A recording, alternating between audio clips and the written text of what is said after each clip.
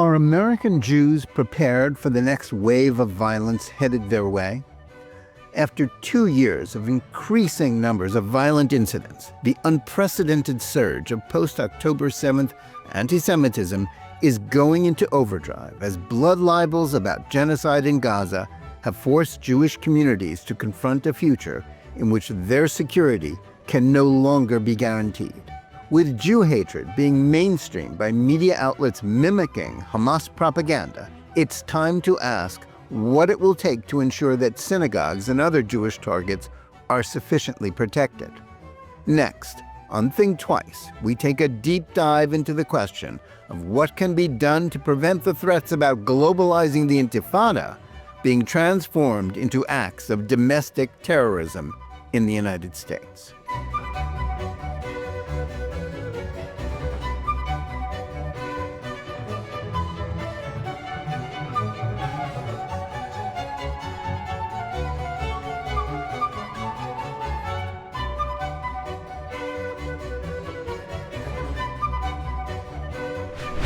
Hello, and welcome to Think Twice.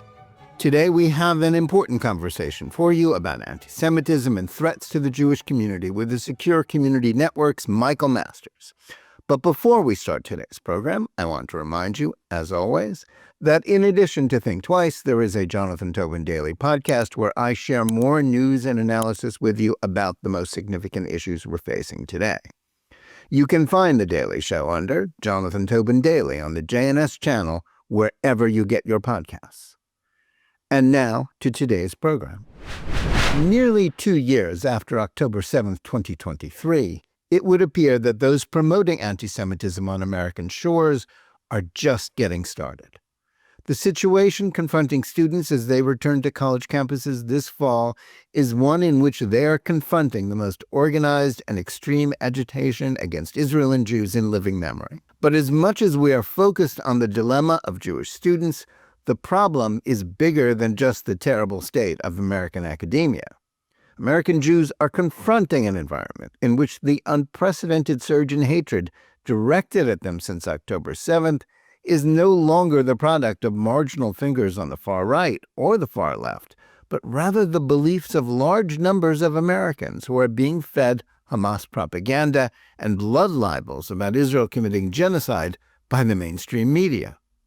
This is a situation that caught most of the organized Jewish community asleep at the wheel, since groups like the Anti-Defamation League and the American Jewish Committee were solely focused on right-wing anti-Semitism.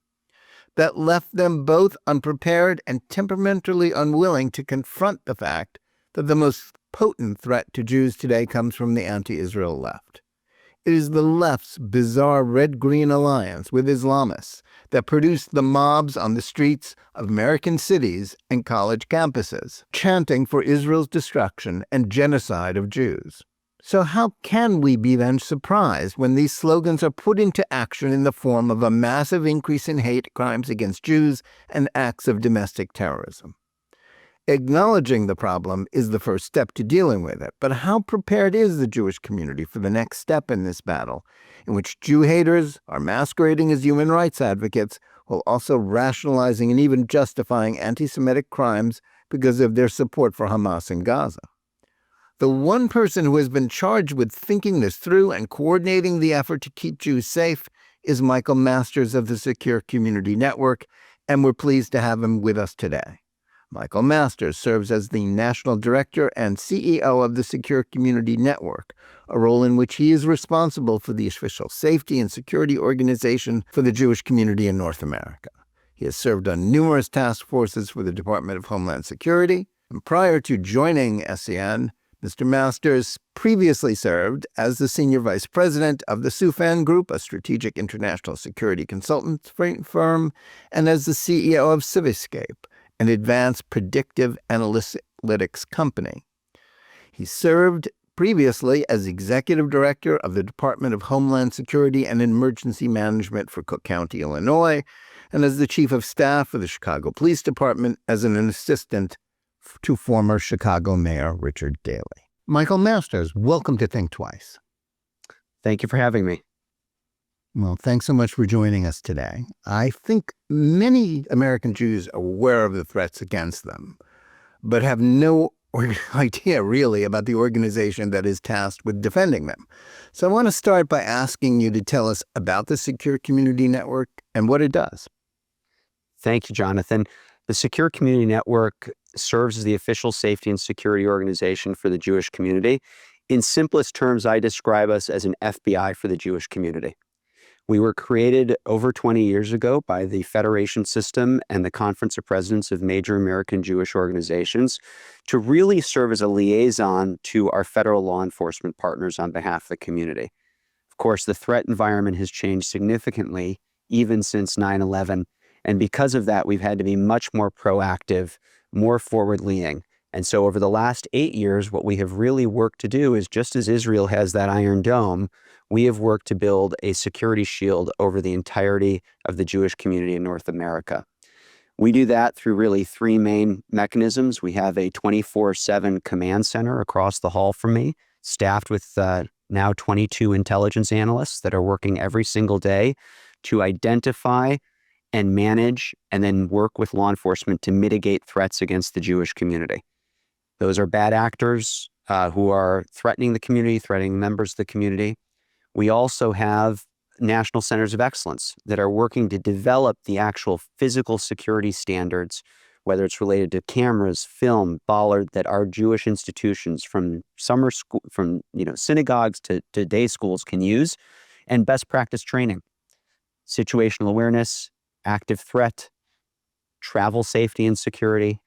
And then lastly, we are working with over 550 Jewish communities around the United States, often in deep partnership with our federations, to actually have former members of state, local, and federal law enforcement that are running security. They are essentially the special agent in charge of the field office in that community that is working to protect and coordinate with those Jewish institutions. Well, that's an enormous responsibility and an enormous task. Let's start as we start to try to drill down into the situation that Jews are facing today. Obvious and most talked about fronts in this battle against anti-Semitism is on college campuses. When we look at a lot of the mainstream media coverage of what's happening on campuses, the impression you get is that the pro-Hamas demonstrations, encampments, building takeovers, the whole discourse, as well as the demonstrations in many cities, are basically spontaneous expressions of outrage against Israel. But the truth is very different, isn't it? Who is really behind the organizing of these expressions of hatred for Jews, and what sort of entities or countries are helping to fund them? So great questions, Jonathan. And I think if we all think back to post-October 7th, and we started to see the tents, and we started to see the posters, and the slogans, and the handbooks, and we were all sitting there saying, this has to be coordinated. There's no way this isn't coordinated. In law enforcement, I've spent my last 20 years as a security professional coming out of law enforcement. We call those things clues. And in fact, what we decided, they were not random, but they in fact were quite organized and coordinated.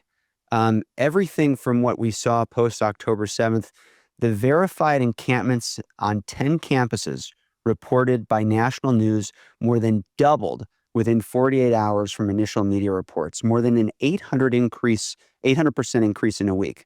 That was not random. What took time, but what we saw was the Director of National Intelligence on July 9th of last year finally released a statement. We appreciated the statement, noting that foreign state and non-state actors, and specifically Iran, was working to foment discord on our college campuses to include funding.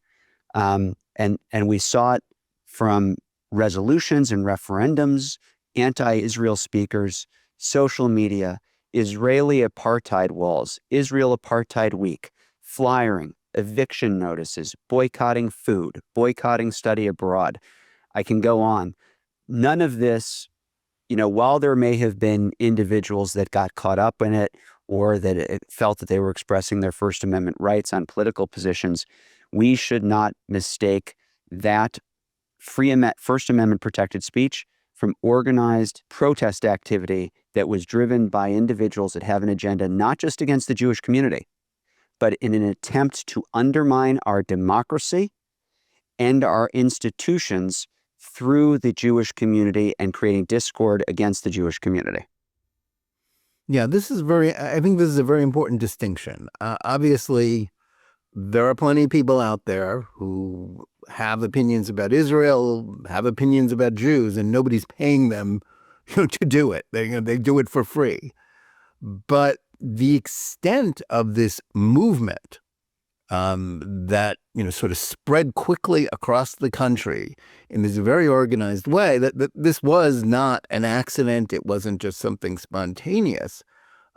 What specifically do we know about what Iran did, or other entities? What is Qatar doing to help fund sort of anti-Semitism in this country? They're spending a lot of money. They're the largest donors to education, higher education, and this foreign donor to higher education in this country. Can you give us some specifics of how it works that these foreign actors are actually, impacting the things that we see on television? Well, look at what we saw on the Columbia campus as one example. What I want to focus on is an anarchist how-to manual for violent anti-Israel agitators. That came from the Palestinian Action Underground, UK organization that primarily does protesting against Elbit, but other organizations as well. And then miraculously, it shows up on the Columbia campus with and being passed around and used. The guide instructs students on how to create a cell on campus. It encourages them to pick a target. It talks to them about tactics. Smashing stuff is very quick to do. When using sledgehammers, get some safety gloves. You don't want to leave your blood, DNA on the site. Fire extinguishers that can be repurposed. Destroy all evidence. Buy special shoes. This is not a guide for First Amendment speech. This is a guide to elude detection and undertake and foment damage. And we see it across the country. The University of Washington in Seattle, $1 million worth of damage. So our adversaries are finding various ways to get this in the hands of people. They are not shy about it. My grandmother, Jonathan, always used to say, people tell you who they are, listen. On the Berkeley campus, when you have an Intifada recruitment booth, there's not a whole lot of nuance with that. Join the student Intifada, DM me your full details, and I'll connect you to your Hamas operative today. What we're lacking in that environment, though, is prosecution. If someone is openly associating with a designated foreign terrorist organization, if they're stating the slogans of a designated foreign terrorist organization, it is not a far cry for me as a lawyer to suggest that they should be prosecuted for supporting a foreign terrorist organization. When you go to try to get hooked up with a Hamas operative, that's pretty clear. And when you're putting wanted posters of Jewish faculty and staff, the Hillel director at the University of Rochester, who's doing what? She's working to support Jewish life, and her face winds up on a wanted poster for supporting genocide. These are real threats, and they need to be taken seriously. So certainly the funding is a major issue. The vehicle by which these are getting to the campuses is obviously an issue. What is in our control, though, is to say enough is enough. There are reasons why we don't allow foreign ownership, as you know, of the press in this country, because there's concern about the fact that ownership of the press can undermine our democratic institutions or concert agendas. So if you can't buy the Washington Post, what do you try to do? You try to buy the op-ed room. And that's what I think we're seeing as the impact of a lot of this money. But I don't want to discount the fact that a lot of this is also outside agitators. These are third parties who are professionally going in to work to undermine these institutions in our republic. Tell us more about that. I mean, who are these professional agitators? Is it, Antifa, which is a phrase that, people on the right use to describe, sort of the far left, but which some people just say it doesn't even barely really exist. But who are these agitators? Who's organizing them, and what is their goal? Well, I think that we have seen coming from the public safety background at various points, whether it is the G20 or G8 meetings, the protests that we saw following the George Floyd incident, you wind up having a lot of individuals that are simply professional agitators, or they just like to be in a scrum, and they get attracted to these things. It's why I'm in the city of Chicago right now. There was a rally yesterday conducted by the Chicago Board of Education, and the topics ranged from immigration to Gaza to ostensibly what the subject was public school education. And you see this confluence, this ideological salad bar almost of people coming together. And not just a protest activity, Jonathan. I want to stress that. We're also seeing this in a very serious way with individuals who are undertaking targeted violence. Yeah, tell us more. Give us some examples of how protests escalated into violence and violence directed against Jews and Jewish institutions. Well, certainly with the protests, you can see action that is fomented and things degenerate very quickly on various campuses. Hillel House at Brooklyn College in May, Rutgers University in April. That is why we have coordinated very, very closely with our state, local, and federal law enforcement partners. And we've worked with our Hillels and our Jewish institutions to ensure that they have policies and procedures in place to allow Jewish students to participate in Jewish life. And we have to remember what's the long-term goal of trying to dissuade somebody from our community of participating in Hillel or AEPI or AEPhi or another Jewish organization, Chabad on campus. It's really to cause them fear so that they step back from Jewish life. And our obligation as a community and certainly as a security organization, and I think there's alignment from most of the major Jewish organizations, from our federation system, the conference, ADL and Hillel, SCN, we work very closely on a variety of issues, but to keep Jewish life open and functioning. And that involves coordinating with law enforcement. We know what the protesters have done. They moved from those large encampments initially to then directed targeting of students and faculty. And certainly the violence that we saw with some of the encampments and protests, DePaul here in Chicago, knives and other things recovered, not atypical of other encampments. But now that has morphed into the directed targeting against Jewish faculty and students. And that's much more serious in some ways, because what it is giving a bad actor a potential target that's an individual. And so it's very important that we work to address those collectively.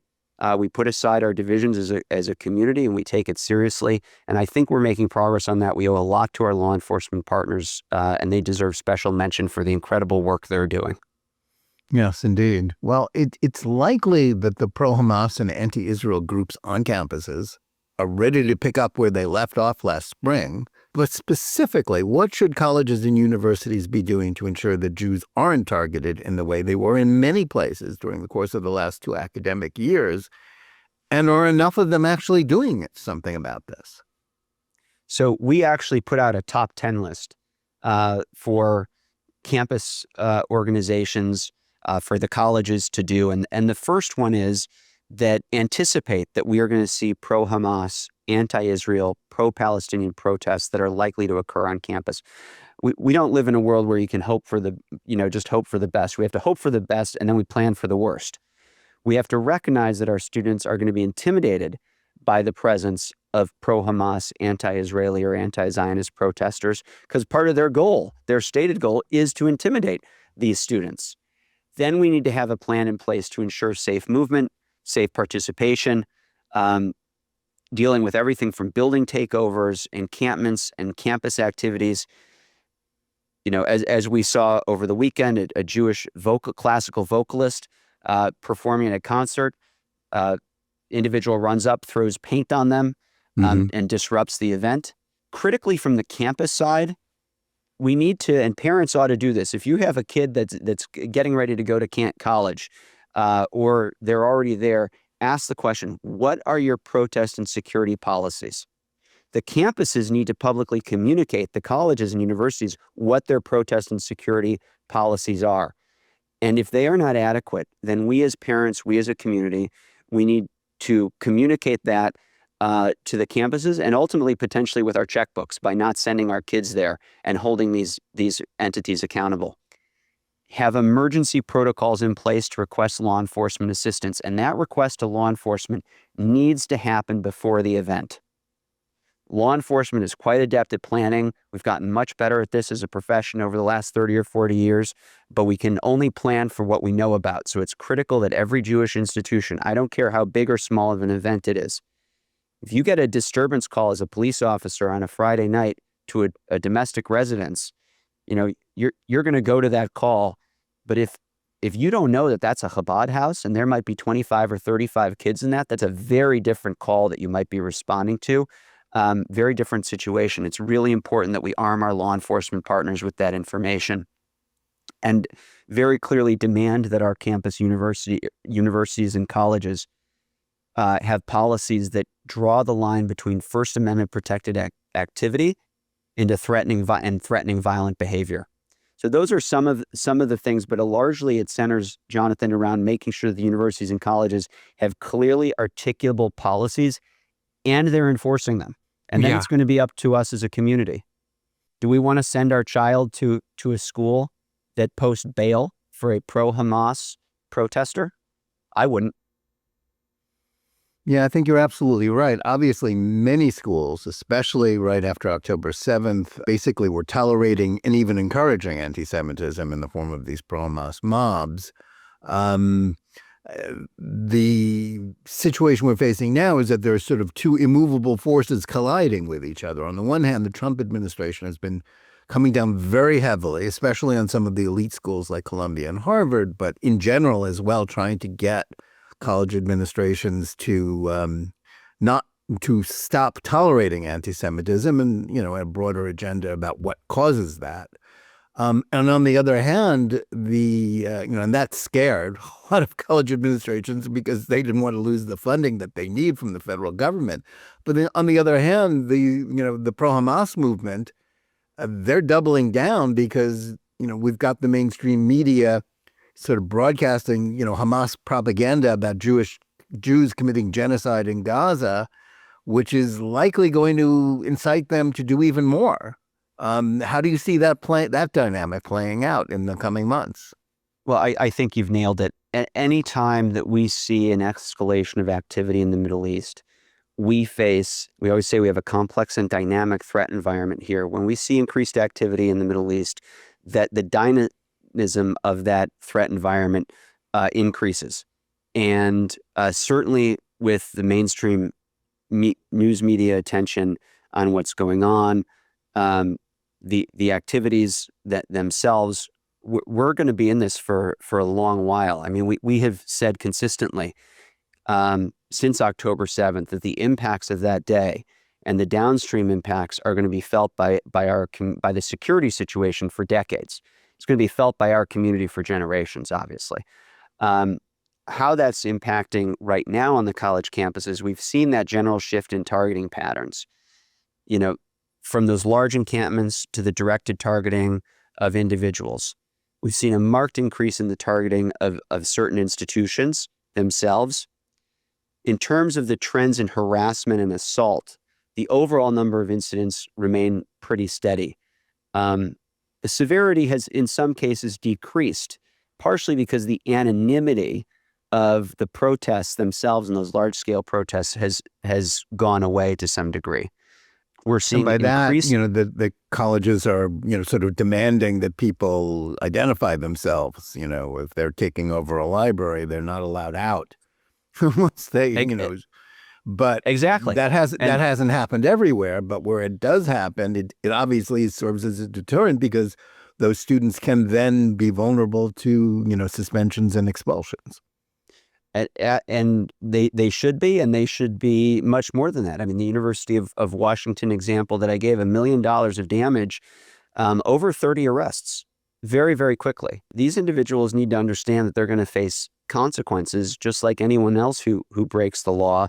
And I hope if individuals are supporting terrorist organizations or receiving funding from them, that this doesn't start and stop at a simple harassment, vandalism, or assault charge. It needs to go much, much deeper than that. And I think we've seen firm steps by the U.S. Attorney's Office and the Department of Justice, certainly the administration, to take this very, very seriously.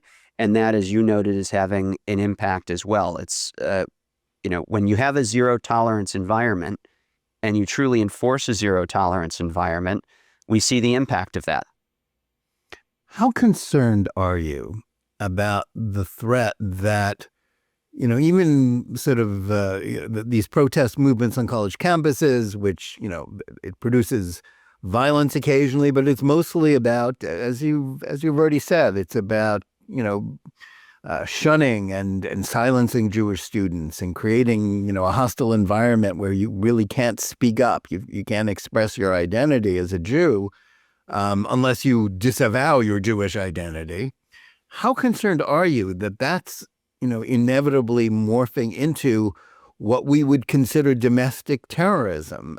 It's happened before in American history. If you go back to the protest movement of the late 1960s against Vietnam, where a certain proportion of people, were not satisfied with just waving signs and demonstrating, expressing their First Amendment rights, but engaged in actual terrorism. Is that something, we've seen obviously individual incidents of anti-Jewish domestic violence, domestic terrorism in Boulder and Washington, the attack on the governor's mansion in Harrisburg. But is it a possibility, or is it something you're already sort of, worrying about, that we're going to see, sort of, an intifada, on the scale of the Weather Underground of 50 or more years ago? I think that because of the environment that we're in, it's important to know that there are some people that are very vocal, and then there are other people that are violent. And I think that stands true. So you referenced the 1960s. You look at the majority of people that participated in marches and things like that were generally peaceful. But then you do have the sets of individuals that are trying to inspire, enable, or direct that group to be more active and potentially violent. And we all know that a crowd can turn very, very quickly. Particularly those of us that have ever done crowd enforcement knows that it's a dangerous situation. I put that to a different side than many of the bad actors that we're seeing in the online space that are truly violent, and they are fascinated with blaming the Jewish community for a host of different grievances, and they cross almost all sides of the ideological spectrum. You can't say, I do believe it's neither far right nor far left, and putting them on any normal political spectrum is probably a disservice to all of us. It's a circle in many ways, and they meet. And where they meet is this bizarre place where somebody who is a supremacist and somebody who is an Islamist extremist who could not agree on anything will agree on one thing: that the Jewish community is to blame, and the Jewish community is a viable target. And one thing that's very concerning about the current environment, Iran's message for years has been that Israel's not the target, it's Jews. Now, Israel's a Jewish state, so it's obviously a viable target, but it's much broader than that. The Jews are legitimate targets wherever they may be: Israel, Europe, and the United States. And we have seen Iran work to inspire, enable, and direct attacks. And so that really becomes very concerning, because we have individuals that perhaps have a proclivity to violence, and they may undertake it. Just like we saw in Minneapolis last week, that offender in that shooting, while they attacked a Catholic church, obviously the anti-Semitic tropes, the anti-Semitic ideology was very, very clear. Seen that in other places too. The Mother Emanuel Church shooting in Charleston, another offender that very clearly could have attacked a Jewish institution. So that poses a lot of concern and challenge for us. Yeah. What is being done to, before we go a little further and talk about, sort of broader topics, what is being done to stop this Iranian funding of this effort? Well, I think clearly that the the administration is heavily focused on this. I mean, there's obviously the kinetic response, which we saw earlier this summer. Well, the attacks on the nuclear program Yeah. are one front. This is a separate front, though. Yeah, no, I mean, A but B-2 it bomber all, is not going to stop this, even though it could make a big impact on a nuclear plant. Yeah, well, I think that in the national security space, for every action, there's an equal and opposite reaction, as we always say. Needs to be a coordinated, directed strategy. So nothing is happening in a vacuum. And I trust our 18 intelligence agencies and our military and certainly the national security experts to be thinking about these issues. For us domestically, it then becomes how do we protect the community while these broader dynamics are playing out. And how do we keep the Jewish community active and open and vibrant? Going back to that point about college campuses and identity, the second we step away from Jewish life, the second we decide that we are not maybe going to walk to shul or send our kids to Jewish camp because we're concerned about security, and security becomes a prohibitor to Jewish life, we will have handed our adversaries a victory that they have not been able to accomplish in 35 years. And I don't believe they can accomplish because we've outlasted them, and we're going to continue to as long as we remain united and strong as one people. Right. Now, that leads to my next question. Back in April, you authored an op-ed that we published in JNS saying that those working to support Hamas and Hezbollah and other anti-Israel, anti-Semitic terror movements have a plan for how they're spreading their hate, and that Jews need a movement to counter them. But one of the problems is that the Jewish communal response, is diverse, as everything in the Jewish community is, and it's being undermined, quite frankly, by those who are more focused on criticizing the Israeli and American governments, as is their right, than on those spreading anti-Semitism. How much progress have we made toward producing that movement that you rightly say we need if we're not unified in acknowledging that what is happening on college campuses and elsewhere is not so much a humanitarian movement sympathizing with the Palestinians, but a movement that is effectively supporting genocidal terrorists and seeking to silence, marginalize, and intimidate Jews who won't disavow Israel? Well, I think we have made progress. I mean, let me start with my presumption that the only time we have been unsuccessful as a people has been when we've been divided, or when we have been less than focused on the existential threats from the outside and more focused on ego, control, or credit on the inside. And from the destruction of the Second Temple through to our more modern history, we've seen that play out. I think we have made progress. If I look at an area where that's abundantly clear, we look at the effort to secure nonprofit security grant program funding from the federal government, and a program that has incredible bipartisan support that works to provide money to Jewish institutions, nonprofit faith-based institutions to ensure their physical security. And whereas 10 or 15 years ago, not all organizations were on the same page about that ideologically or in terms of process, we are all invested in that program. And so when the federation system, the conference, SCN, the Orthodox Union, the other synagogue movements, ADL, and others are all working together on a key issue like that, and we have support from the administration in both sides of the aisle, the program is not where it needs to be in terms of funding. We're still 47% of applicants get rejected, but it is not for want of the community being ununited in the effort. And I think we need to look at examples like that and elevate them and find other areas where we can do the same thing. We're not obviously all going to agree on most issues. I can hardly get my kids to agree on Shabbat dinner, let alone on these major issues. But I think we do need to recognize that safety and security is an existential issue to the community, and you cannot buy car insurance the day after the accident. Investment in security is a down payment for the Jewish future. And we all need to be united in that and shared in it. It's why we have had such success in building out this Iron Dome in a holistic way. But we have more work to do. It involves flexibility and adaptability. It requires us to meet people where they are, which is okay. but we have to share a mission obligation to protect Jewish life. Yeah, I think that's very true. Now, let me ask a little bit more about those efforts that, SCN is doing. Part of what you are trying to do is to anticipate threats before the violence happens, but in an environment in which anti-Semitism is coming from the left as well as the far right. How is it possible to stay on top of all the possible bad actors, many of whom operate anonymously, whether on the internet or not?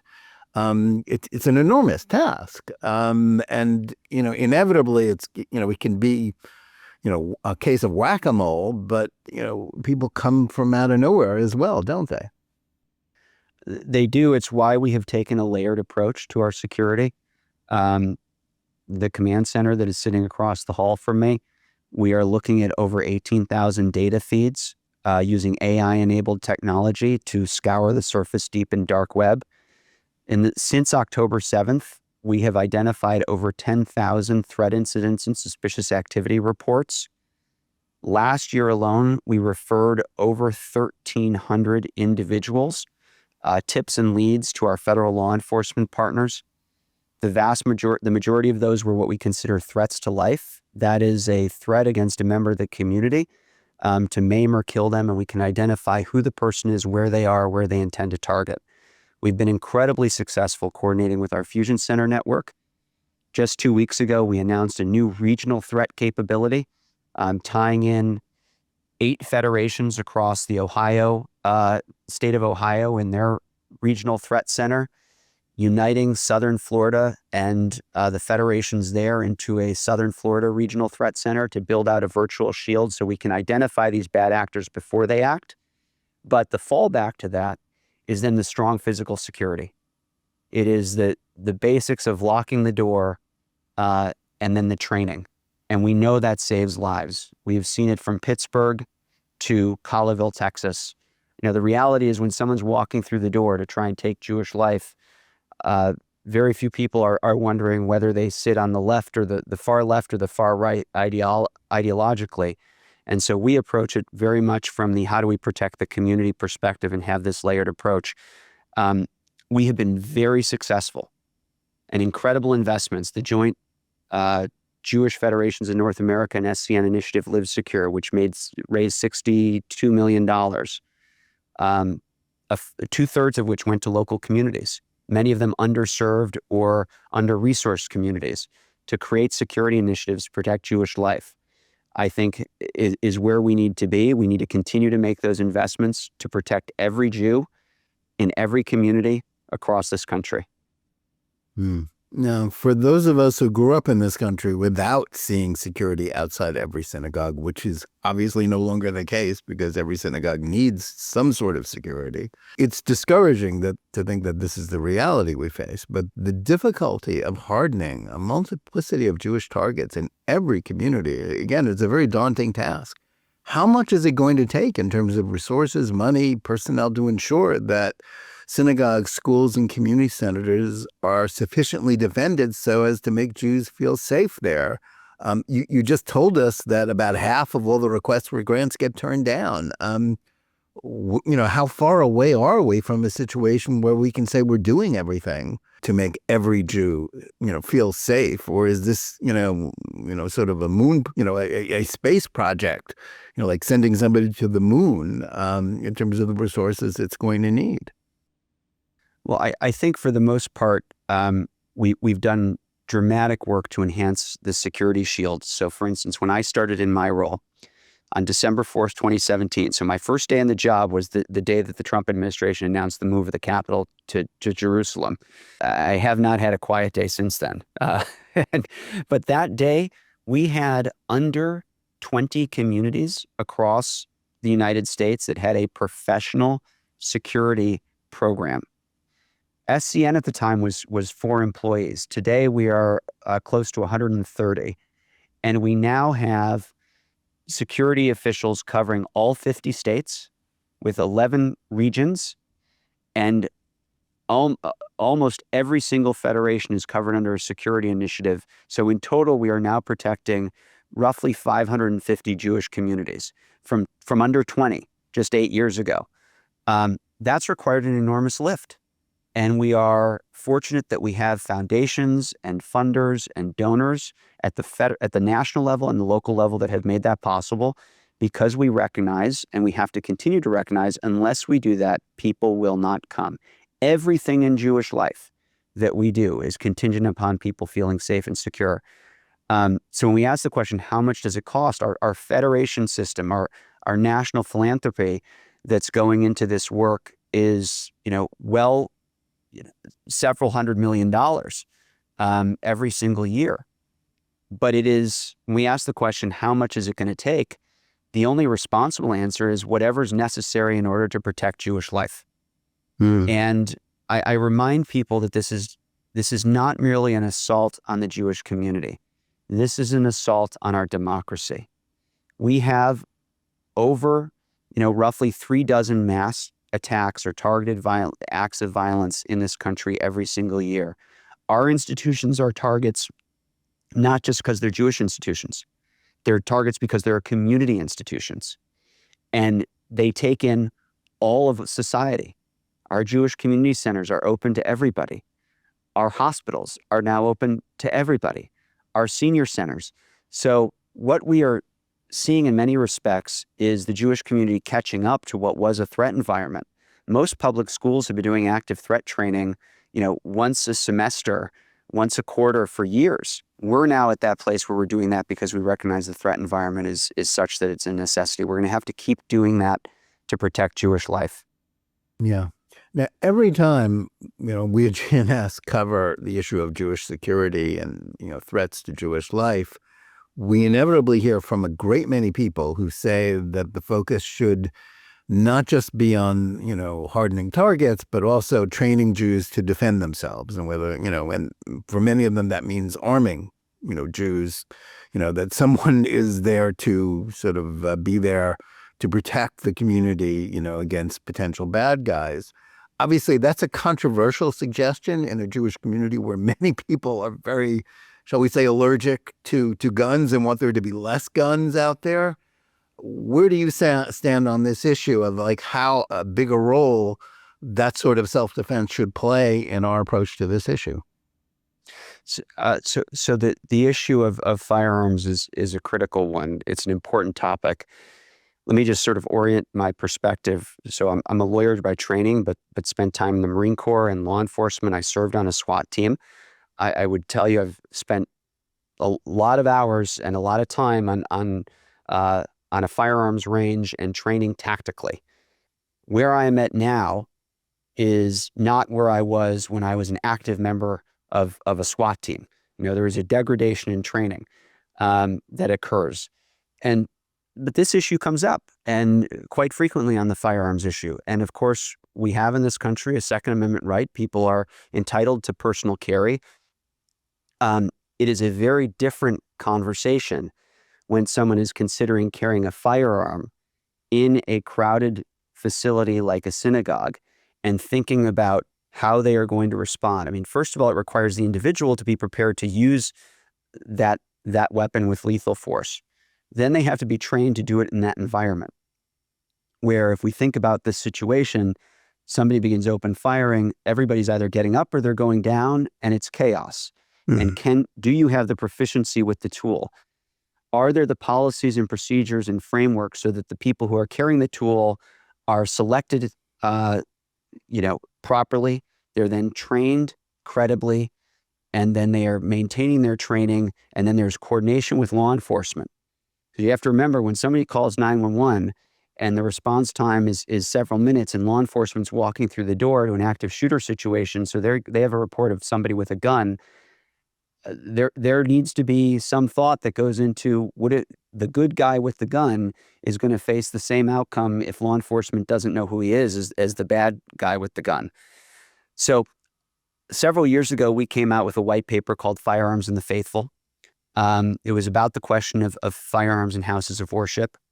And our ultimate recommendation, it had a lot of considerations. The ultimate recommendation was that if there were going to be firearms in a house of worship, that they should be most adeptly placed in the hands of on-duty or off-duty law enforcement or retired law enforcement that continued to make training meet training requirements. The environment has shifted considerably since then. There's been a huge spike in gun ownership and gun purchases from the Jewish community, particularly since October 7th. For obvious reasons, I might For add. obvious reasons. And so we have been forced to increasingly confront the question about what about armed civilians in our houses of worship. We are going to be coming out with a white paper shortly that deals with that very issue and provides those institutions that want to think about this what questions and considerations they need to grapple with. Those policy considerations, those recruitment considerations, those training considerations, the liability considerations, the coordination with law enforcement. We have seen there are groups currently in the United States that are doing this effectively. They have incredibly high standards. They have extensive coordination with law enforcement. They have built out policies and procedures. This is not a Wild West show. And I remind people the issue with the OK Corral is that literally everybody got shot. So that's not an Including outcome the that you Earps, want. yeah. Including the Earps, correct. We need to be very, very thoughtful about it. I think for most individuals and institutions, if they ask themselves seriously if they're prepared to take another human life, many people fall out at that part. If they're prepared to go farther, then they need to do it in a very structured, well thought out and organized manner. That's going to be a high bar for most institutions to reach. Again, very separate question than individual carry by a person or someone who owns a firearm to protect his or her family in their home. I guess I'm asking for a little bit of a preview for that white paper, but does the Jewish community need to be doing more to training people? Since so many more people are carrying, and so many more people feel a threat in a way that probably they didn't 10 or 15 years ago, do we need to be training Jews to use firearms effectively? Because obviously, as you're saying, we don't want people, carrying in situations where, there'll be as much of a liability to their fellow worshipers or other people as the terrorist. But is this something we need to be addressing more seriously? I think it's hard to provide a prescriptive answer. If someone decides on their own that they want to carry a firearm, then I would suggest, just as I do for myself, that they then need to be committed to train very, very well with it. If you decide to pick up a musical instrument and you haven't played before, everybody knows the difference between you picking up a musical instrument once every 4 or 5 weeks or 6 weeks or 3 months versus if you're practicing every day or once a week with it. You can tell the difference in the sound that comes out. We're dealing with much more serious than sound coming out. Personally, when I talk about this, one of my very best and closest friends is a doctor. We went to college together. I think I sat through one organic chemistry class with him when I decided that was definitely not the route that I was taking in life, and then I went to law school.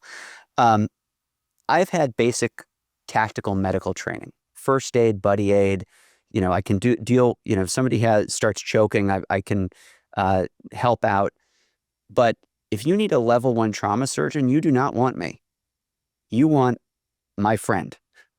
Similarly, in a tactical situation, you don't want the person that goes shooting once every 3 months, maybe 5 months, 6 months.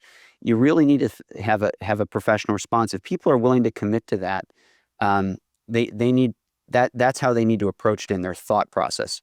The broader question, though, Jonathan, about training, every member of the community, more broadly than the firearms question, needs to be trained. We need to be trained on situational awareness. We need to be trained on active threat, because more likely than not, if you're somewhere, you're going to be somewhere probably without a firearm, unless you're really committed to carrying, and you're going to need to have a toolbox of what to do. And for those members of the community that want to go farther, as a volunteer or as a greeter usher, absolutely. We need every single person involved in this community. We stand strong as a people when we stand together and we act as a collective. And I think particularly in this environment, I'd say every human being in our community should be trained to the degree that they're comfortable with, and maybe a little bit out of their comfort zone to help protect the Jewish people. That's a fair answer. Let's talk a little bit about the efforts of the Department of Homeland Security. I would note that you recently met with the Secretary, Kristi Noem. how willing or able are they to provide the sort of resources that will be needed to protect the Jewish community in this time of crisis? I mean, at a time when, there's a lot of cutbacks in government agencies and a lot of looking for inefficiencies and, it's, rhetorical support and certainly the policies of the Trump administration to fight anti-Semitism are very active in terms of, trying to pull funding and forcing schools to change their policies. But in terms of funding, hardening Jewish targets and all the things that we need that you've talked about, where are we with that? So when we have enjoyed as the Secure Community Network and in an apolitical, nonpartisan fashion, a strong relationship with each and every Senate confirmed secretary.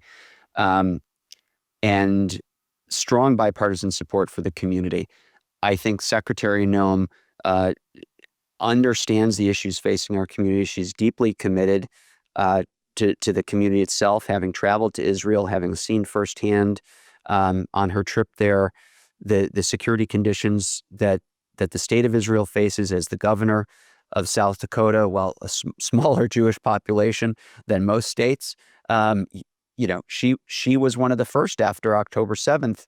And I shared this with her. She was one of the first governors to reach out after October 7th to ask about what we viewed as the implications for the Jewish community because of the attacks.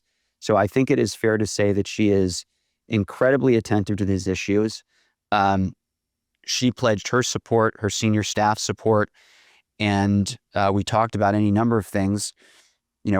Right now, one of the issues that we are dealing with is intelligence and information sharing collectively with Department of Homeland Security's intelligence and information sharing analysis section, We're dealing with that with most of our law enforcement partners as well. There were cuts that were proposed. Those cuts were walked back. And now there's a robust conversation on what is it that we need that section to do to protect and serve not just us as a Jewish community, but also our law enforcement partners.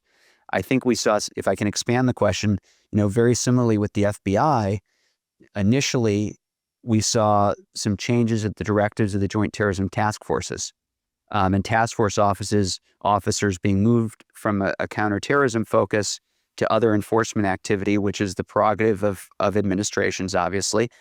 But shortly after the Iran attacks, those officers were all pulled back, or most of them were pulled back to focus on the counterterrorism mission. So I think, in the initial beginning of an administration, you always have some movement on people and the filling of positions. Without any question, there is support from the leadership in those departments to continue the support within the Jewish community, and we're going to work with them to provide our feedback and our expertise. And I think it is, that spirit of candor which has well served the Jewish community. The issue on the grants, that's an appropriation question, and where we need both the administration and hopefully Capitol Hill to work together. As a Jewish community, we are speaking with one voice on the need to fund those increases and also increase support to law enforcement so that they are in a better position to protect and serve our community. Yeah, I think that's very apt. My final question for you is one I know that you're aware of, and one that has been debated in the Jewish community, and it is, how do we balance our fears about anti-Semitism, on the internet, and the way it sort of has exploded, and the way, the internet and social media help, mobilize, anti-Semites and organize them, with our need to protect free speech. And by that, I don't mean just, people have a right to speak up wherever they are, but that we shouldn't be involved in censorship because, frankly, there has been, push, certainly in the last administration, things that were, very censorship adjacent, if not crossing over to it, not necessarily on this issue, but on others. How do we defend ourselves at the same time, understanding that we can't ban everything we don't like, including things that we think is hateful? This I think has been an ongoing topic of conversation. It's going to be a topic of conversation. from a security perspective, obviously, when I look at things, the very clear line for me, because when this comes up with protest activity, is are you supporting the agenda of a pro-terrorist organization? Are you repeating the slogans of a designated terrorist organization? Are you circulating the materials or helping to fund or advocating for the support of a designated terrorist organization? And if you are, then I don't have a whole lot of truck with you. And in my opinion, you should be looked at, identified, and the laws of our country, which have been created for good reason related to material support and others for terrorist organizations, should be enforced to the fullest extent. The First Amendment protection, of course, that's a government obligation. This comes up all the time with the online space. Well, don't pick your social media platform, and we've had most of the CEOs of those companies get up in Congress and say, well, we have a First Amendment obligation. Well, no, they don't. They have a shareholder obligation. They're also one of the very few industries that has immunity from Section 230 of the Federal Communications Act, which means that they're not held responsible for what gets put on there, no matter how vile and terrible it is. The reality is there's certainly enough in our space that clearly crosses the line in terms of hate crimes, hate speech, and threats to the Jewish community. I mean, there's 5,409 of them that we identified last year alone. And then you add that in with the other organizations that are also doing this. We don't have enough people to identify the number of threats. And so there is a free speech argument. We have to be respectful and responsive to it, but there are also some very clear lines in the sand. And those clear lines in the sand are being drawn not by us, but by people who want to hurt and harm and kill us. And those individuals we need to identify. We need to work with law enforcement to indict, charge, arrest, and incarcerate. And I think we'll be safer as a community and safer as a country if we do that. Well, I think most of our listeners and viewers would say amen to that. Michael Masters, thanks so much for joining us today. How can our viewers and listeners find out more about the Secure Community Network and access it in terms of helping their communities or, supporting its efforts? Please go onto our webpage, www.securecommunitynetwork.org. You can get connected to your local security professional through that website. You can access our national resources, sign up for our daily newsletter, sign up for our high holiday webinars, which we have going on right now to prepare for the high holidays. And I really just, let me end with this. We have seen what our adversaries, what our enemies are willing to do. They are willing to give their lives to attack and kill us as Jews. The question for your listeners and viewers is, what are they willing to do to protect that? And that's the question we all need to confront going into the new year. And with that, I hope we can have a quieter, more peaceful new year, but we need to adopt that mentality and stand strong as a people together. Yes, quite true. Very good. Well, thank you. We also want to thank our audience. Please remember to read JNS at jns.org, subscribe to our newsletters, and also tune in every day for Jonathan Tobin Daily Edition, which is available on all the audio podcast platforms. And whether you're listening to us on any one of those podcast platforms, watching us live on Facebook or X, or on the JNS YouTube channel, please like and or subscribe to JNS. Click on the bell for notifications and give us good reviews. Please write to us at thinktwice@jns.org and let us know where you listen or watch the show and what you think about it. And remember, keep reading and thinking for yourself, and we'll see you again next week.